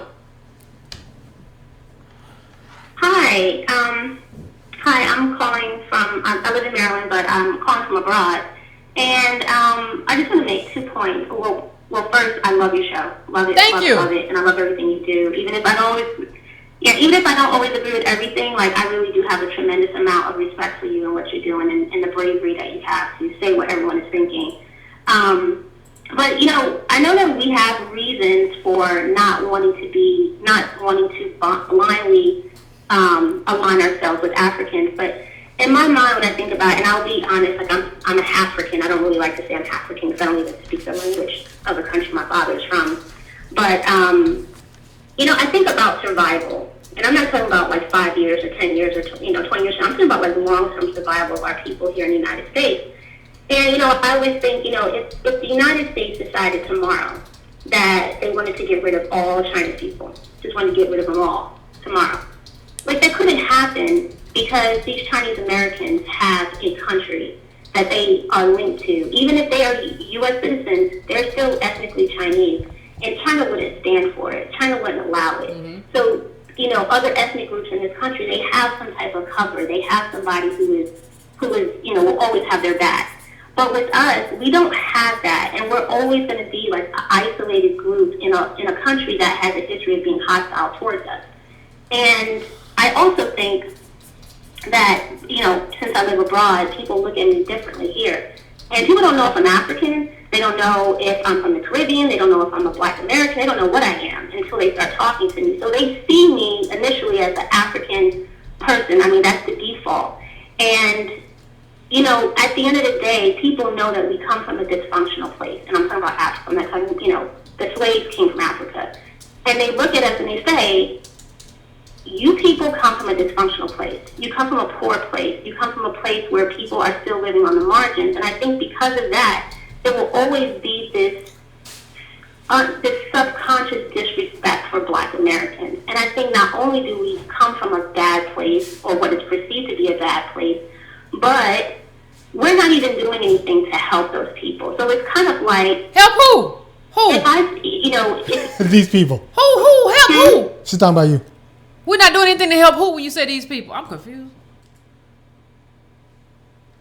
I'm not saying... I mean, what I'm saying is we don't... Not only do we not reach back and try to help people on the continent, but we don't even talk to them. Like, we don't even have any type of Wait a minute. real relationship with them. Wait a minute. Like, wait a minute. Hold on. So Yvette's people kind of come from the continent, but it gets real complicated. Once you get here. Look at me. It gets complicated. Because as soon as Yvette goes to the continent, the first thing they're gonna say is, "You ain't like us." And I'm not. Right, so go in. God dang. I mean, what is the sentence of slaves and slave owners and miscegenation and all that stuff that happened to us? Like, why are you making it my responsibility to go to the continent? That's not, like, I appreciate what you were trying to say, but it's not my responsibility to go to the continent. Like you had, like in the continent, that's 54 countries. I don't even like. Iron, can you help me? I don't understand what's happening. Well, the people in the continent will tell you that like it's not your responsibility to go there. Like you're not them, and you've been there. And what did they say to you? They knew immediately. They tried. You know what? I went to Liberia and they tried to scam me. That's what happened. When I tried to get into the bank, when I was at Liberia and I tried to get into the bank, the man tried to take money from me because he said you're a gringo. So pay us $50 to get into the bank. Well, the bank's still open. It's 4 o'clock. The bank ain't supposed to be closed. Well, you got to pay $50. I had to get another Liberian to basically try to, hey, don't try to take this woman for her money. He didn't seem like a brother to me. I couldn't get in the bank. Yeah, because you get off a plane and you're not Liberian. And I get off the plane and I'm a light-skinned person. People don't look like that in Liberia. People don't look like me. But it's a lot of people who are African-Americans who look like me, or a shade darker, or 3 shades darker, or 4 shades darker, or who have a nose that's different or whatever. Because you're African-American. Because I'm African-American. That's what it means to be, like, you don't know. That's what it means to be a slave woman and not have power over your own body. Or even being in the 1900s when they could just rape people with impunity. That's what it means. Or some people like to be around white people and end up having a baby with some poor white person. Like they used to call them in that book, Poor White. I'm reading that book. I'm almost finished with that book, Poor White Trash. And if you're looking at this YouTube, I'm not saying nothing about nobody. This is just the name of a book. Okay? So, or white trash, whatever it is. But it's the name of a book. It's not me saying it. Trying to get us kicked off. So, what I'm trying to say is, I ain't got no response. And then when you come over here, I don't care if I'm black. When you come over here, you got to treat me. You got to treat me with respect. This is my house. I don't care. People are like, well, white people don't recognize it. It don't matter. This is still my house. This is still the house of African Americans that they built with free labor. You should treat us like white people. Because we did this. You should treat us like white people. Don't be like, well, you all should do this. Who? And like the only reason people say that is because we don't ever check nobody. Like, who are you to be telling me what I need to do? You know what? I got something for you. You don't get to tell me as an African American. The only reason you can come here is because of what African Americans did throughout history. Not even just in the civil rights movement, but starting like not even starting in the 1800s, but in the 1800s, all of that stuff, 1900s, you think about all of that. All of that stuff that happened, we paved the way for you to be, and then you're gonna get here and tell me what I need to do. You don't get to have a conversation. Like I would never go to a black country, to an African country. Would never go to and be like, y'all know what y'all should have did under colonialism. You know what you need to do now. Y'all really messing up. I'm not gonna do that because I'm not disrespectful. But you gotta teach people respect. You don't come to my house. I don't care whether white capital thinks it's my house. I'm a deal with him. We've been dealing with white capital for a long time. Don't worry. Unlike you who ran away, we stayed and fought. How about that? You ran here. We stayed and fought. We still here fighting. You running. Don't come to me and talk about what I need to do. How about you run back home and fix your stuff? Yes. So let's go on to the next call. Hello? How you doing? Hey, Yvette. Hey! It's Jenny from Brooklyn. What's going on? Nothing much. Just checking people. Yeah, it's Yvette. Huh? Nothing. Oh, okay. Let me get started because, trick or treat already for me, so let me get started. I mean, they make fun of you. We know we ready. Let me get started. Is that sometimes you have a way when you say you would never go into somebody else's country and be rude to them or say that you are entitled to certain things there. Let me tell you something. They won't allow you to do it. As soon as you go out there and try to open your mouth, you're a foreigner and you don't belong. You could never go to Jamaica and say, well, because we had allies, we had Harry Belafonte, we had Marcus Garvey. If you get reparations, I want some. My dear, if you ever try it, all you have to start a GoFundMe page. Get Yvette back to America because trust me, you're going to live to see a flight. It's not going to happen.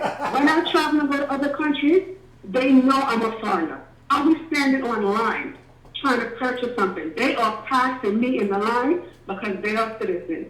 And that's no question. The cashier's not going to say anything to them. Nobody's going to say anything to them. I was in Dubai. They passed me 1,000 times because they know, look at me, there's no way you're a citizen. Every country you go to, some countries you go to, you can't even buy a land if you're a foreigner. That's the right one to citizen. In America, I come here and really see that citizens, illegal immigrants, residents, all have the same rights. What is this?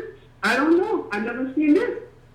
Yeah. Yeah. No, that's you're right. Thank you, caller. Thank you, caller. I appreciate that. What kind of nation can we have? But I'm gonna trigger finger next time.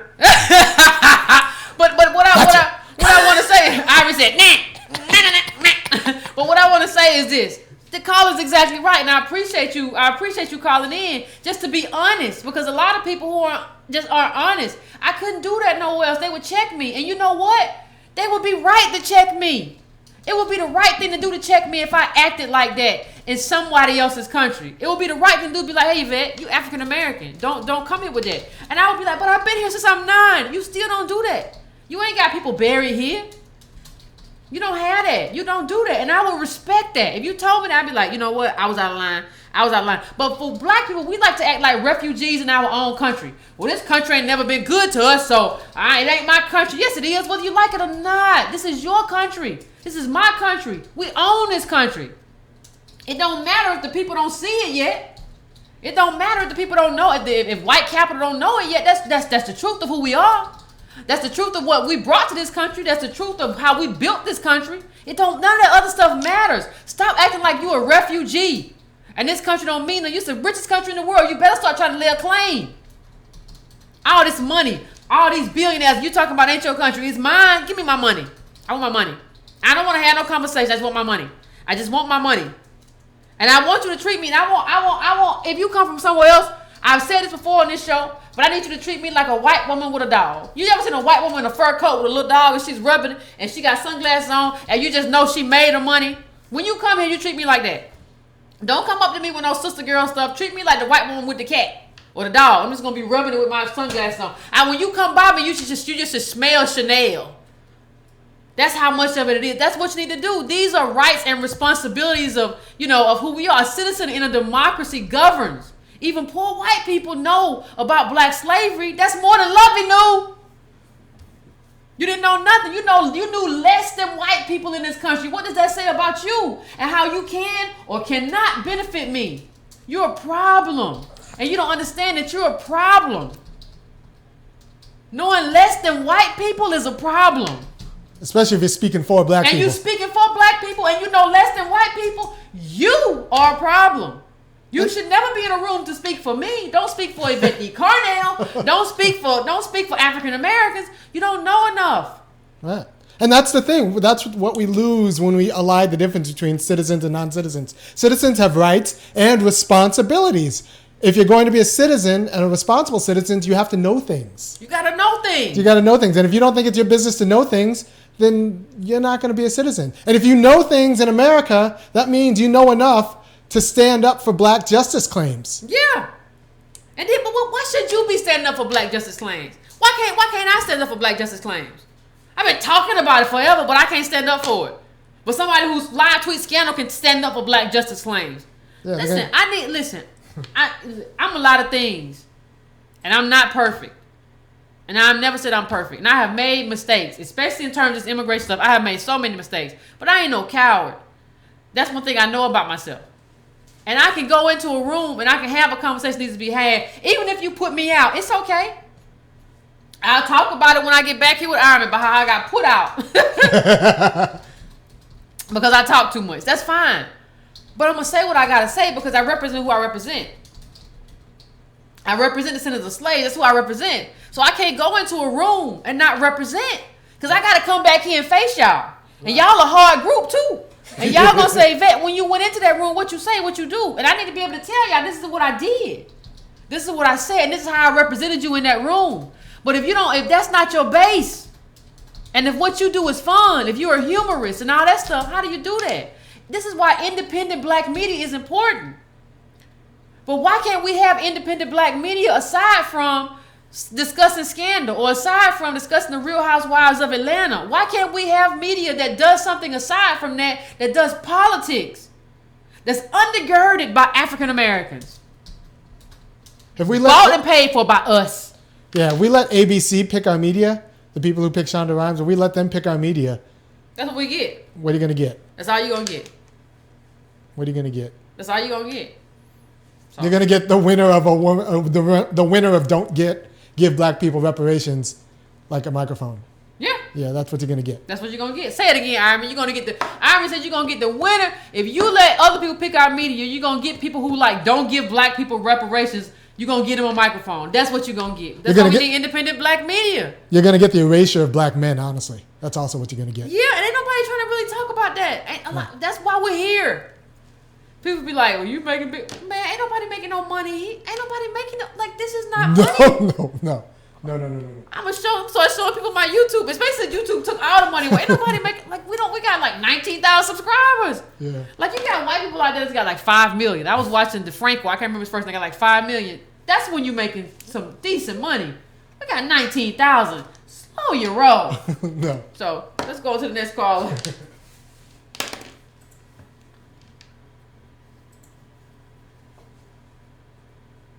Hello, can you guys hear me? I can hear you.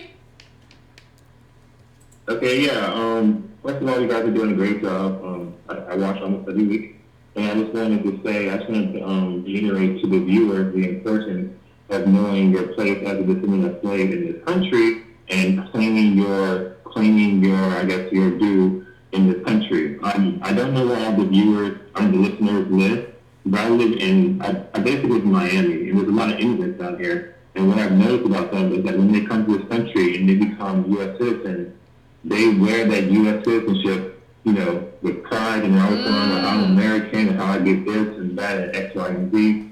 And they have very influential communities where they help each other out. So I was going to say that African Americans, we have a hard time of being, I guess, proud of saying that, yes, we have been here for centuries, and we deserve, X, Y, and Z. And I'm just saying, for people listening, the immigrants that I've noticed, they will fight you tooth and nail to say that they are Americans, even though they just got here 10 years ago. They will tell you from Monday to Sunday, I'm an American, I deserve this, I deserve that, blah, blah, blah, blah. But the African Americans, descendants of slaves, we have, for some reason, we feel shame of saying, I descended from slaves and I deserve this from this country. So I just want you to reiterate, I just want to say that we have to be, I guess, brave, or whatever you want to say, in demanding our place in this country as descendants of slaves. Thank you, caller. I appreciate that. No, I think that's true. Like what the caller said is that we have to be brave in laying our claim. That other people come here to this country and be like, "Yay, I'm a citizen." Yay for me, wonderful. And we be like, we're citizens, been citizens for generations, and just be like, well, I ain't got nothing for America. America ain't nothing for me. No, we need to tell everybody what being an American is. Yeah. And being an American is doing right by the black descendants of slaves. Yeah, doing right by black people. We need to redefine what it is to be an American. But we need to go further, Army. You know why? Because we need to own it. We need to own the fact that as troubled and as nefarious and as reckless and nasty as this country has been to us, it's still our country. Yeah. You don't get to just disown it because it's bad. That's like having a daddy or a mama who ain't nothing. Your mama come to the house staggering, and your daddy comes out, you like, that ain't my daddy. That is your daddy. And he got money in his pocket. Whether he's staggering or not, whether he's crazy or not, he got money in his pocket. We're gonna have to get some of this money from daddy. Like that's what Uncle Sam is. Like you don't just own this country because other people are coming in, getting their stuff, and they know that there's money here and they go get it. And we be just like, I don't want it because it ain't never done nothing. America's been bad to black people, African Americans, so I don't want it. I want all of it. I want all of it. So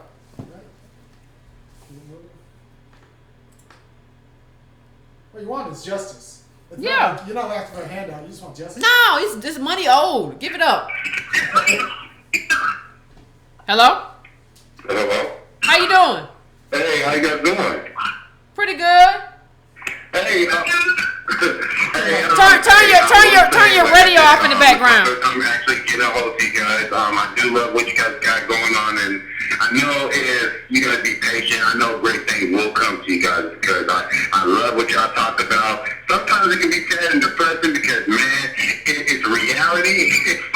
Reality can be it's something else, but it's the truth that needs to be spoken to.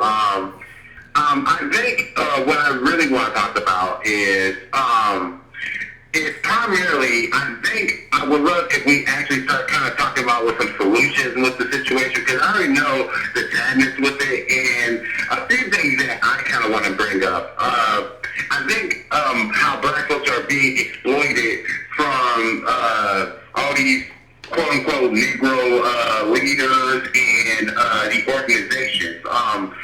Let me share something with us. I guess Black Lives Matter, right? I was at the Student Color Conference in Washington. It was a really, really cool event.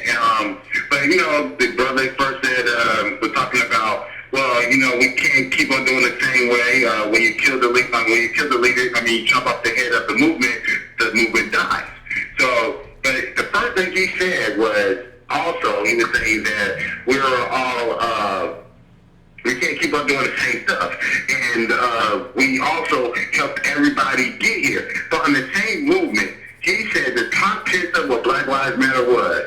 He brought up, I think top number 5 was the LGBTQ, and I think women was number 1. Nothing about black men, nothing about black families, or anything like that. And I kind of brought this up to him, and he kind of tried to defer about saying, oh, we don't have the numbers and this and that. And I said, well, I'd rather have the same people that I know have my back than some people that's going to stab me in my back. Then he went into another movement talking about the NAACP. And talking about, well, how they've been allied. And I'm like, well, and I wrote down the information with that. Well, if you have one white person telling you, repressing you, you have one white person telling you what you need to be repressed, what you need to fight for, that's an oxymoron. And he didn't have no comeback with it. And I just want people to understand we are being influenced, we are losing our claim, and we really need to start getting our own information. We can't keep, and you know what, and with any leader, even if you're right or wrong, they should be able to be challenged, and you should want to challenge them. And Thank you. Thank you, caller. I appreciate that. No, I think it was all clear to me. Let me just say something to you, people. People are, I think it all. Regardless of what you think of Trump's Muslim ban, it should have differentiated something for you, because when you look at that Muslim ban, you weren't a part of it. The ban from all these countries and all the immigrants that got caught up, you have a U.S. passport. That's who you are. This is your country. And we have been priced out of it. Other people have been allowed to kind of make their citizenship better through money. And in the richest country in the world, that's what matters. It's money. Nothing else matters in this country. You're not in a third world country. Stop talking about things like you're in a third world country. This is America. It's the richest country in the world, and you need money to survive. And we don't have money. And the little stuff that was set aside for us has been taken from us and it's been eaten up by everybody else. And if when you talk about solutions, you have to first understand, before we talk, we have to have policy solutions, first of all, specifically designated for us. Our problem. For us and our problems that extend from being descendants of slaves. For us. But you have to understand that this is who us is. Define yourself. You're not being mean. You're not being by defining. Everybody else defines themselves. You're not African. That's not who you are. Yeah, look. Fuck you mean. The more I think about it, the more I think it's important that we do this show. But also, the more I think it's important that we focus on the problem of black descendants of slaves, and especially, honestly, the people who aren't being talked about, black men, who aren't allowed to be leaders in these new movements. And I think what happens when you don't allow black men, I'm talking about heterosexual black men who feel and talk like black men, what happens is you get guys that maybe I don't agree with, but I understand where they come from. Guys like Umar Johnson. I don't agree with everything. I don't agree with a lot of what he says, but he's actually speaking for and to black men. And that's something that needs to happen. And if it doesn't happen through channels that I agree with, and channels like the independent media channels that I think are healthier for black politics, it's going to happen through guys like that, because that's where the pain is. So I want us to get our problems right and figure out actually who is the target and what we can do to help that before we start talking about allies and solidarity with other groups. Let me just say something. Can I just say something? Somebody said, well, this seems, you're just taking it too personal. It's do you not understand that we're facing extinction? You don't get that? On the upper echelons, we're being replaced by sometimes a lot of African immigrants. On the bottom echelons, we're being replaced by Mexican migrants. How much TV do you watch? The person who just said this on YouTube, how much TV do you watch that made you that stupid? And I'm not trying to be mean, but I'm gonna be mean. How much TV do you watch that you don't understand that that's what we're facing? You have black men aged 1834 who are incarcerated at a rate of 40% in a lot of in many black cities. We've talked about that on this show. Then you have black women who are facing everything from evictions to and where they're just kicked out. We're talking about addiction, all of that. What do you think's gonna happen? You don't have middle black family has $1,700. Why isn't this personal for you? Is the question. Why you think? Cause what you think you got some money? You ain't got no money. The data tells me that you broke. Don't act like you ain't broke. Don't act like you're not broke. The data tells me that you're broke. I know you're broke. So what are you talking about? How is this not personal for you? This is about survival. We're not even talking about thriving right now. We're talking about, in Ivy League, we're obsolete. They got immigrants that come in to replace us. And you talk about on the bottom league, you got lawsuits being filed by temporary workers who say they can't even get in through the temporary service because they're preferring Mexican immigrants. How is this not personal for you? How can you have a black African-American family and this not be personal for you? And I understand if you say, well, Yvette, I used to not feel, somebody said, well, I feel bad. I felt bad too. I've done so much stuff for black immigrants in my life, stuff I shouldn't have done. And I'm not saying, I've done so much stuff. I mean, that's what I'm talking about. I've done so much stuff. I've been stupid. It's okay to be stupid. You just got to come out of it. Because you got to give me something in Nigeria. If you want all this stuff here, you got to give me something over there. You got to give me something in Kenya. If you want all this over here, we gave you a president because he was yours. He ain't mine. So you got to give me something over there. This has to be an exchange. It can't just be, well, they black like me. I'm for exchange. I'm for making a deal. That's what I'm talking about. So let's take one last card. Last call. Woohoo. Hello? How you doing? Hello? Yes. Hi, can you hear me? Yes. Hello? Hi, yeah, it's Christ. First of all, I disagree with the last caller. Black Lives Matter, they fight for like women and black LGBTQ because they want to bring up the voices of the most marginalized people in our community. If you can uplift the most marginalized people in our community, then you can uplift the whole community basically. So it's for the uplift of the whole black community. But anyway, I get your points on like immigration and like other African immigrants and like ethnic groups, but like we should not focus our attention on like immigrants. We should not focus our attention on opposing it. We should not like get into this whole like race to the bottom, race to the bottom. We should focus on the elite. It's the elite that are like the ones that are like giving away jobs and like giving the low wages. So like we should focus our attention on the elite instead of like a race to the bottom, because like that would hurt our cause. Our cause is for equality and opportunity. So like us being against immigration will kind of put us in the same position as like the racist white working class. So like we should instead focus on just like getting a good politician, like voting locally, because voting for like your local city council person, mayor, governor, like vote locally, vote for and fund a politician that's like has our interests at heart. All right. So we can all in our community. Yeah, bye. I mean, listen. This is what this caller is missing, and I appreciate the caller, right? But what this caller is missing is a nuanced argument. This isn't just about white supremacy or all of that. Like everything, like, well, white supremacy. No, this is about people who kind of like exist within it and take advantage of it by hurting other black people, in the process. Yeah. This isn't just about saying this is just about white supremacy or just about white capitalism or just about destroying capitalism. It doesn't make a nuanced argument. You're missing the nuanced part of the argument. They need collaborators. Oh, all right, but say that again. Well, no, white capital needs collaborators. And honestly, that's a good job in the black community, being a collaborator. If you're willing to be grimy to black descendants of slaves, if you're black, I'll put the camera on me to make sure, look right into the camera on this one. If you're black and you're willing, if you're black and you're willing to be grimy to other black people, especially black American descendants of slaves, there is a job for you in these United States. There's a job for you. And what does that mean? Yvette, what does that mean? That means that you're gonna just kick black people. You're gonna just be crappy to descendants of slaves. That's a good job, and it's a job for people who don't. It's a good job for people who don't have a lot of jobs. Yeah.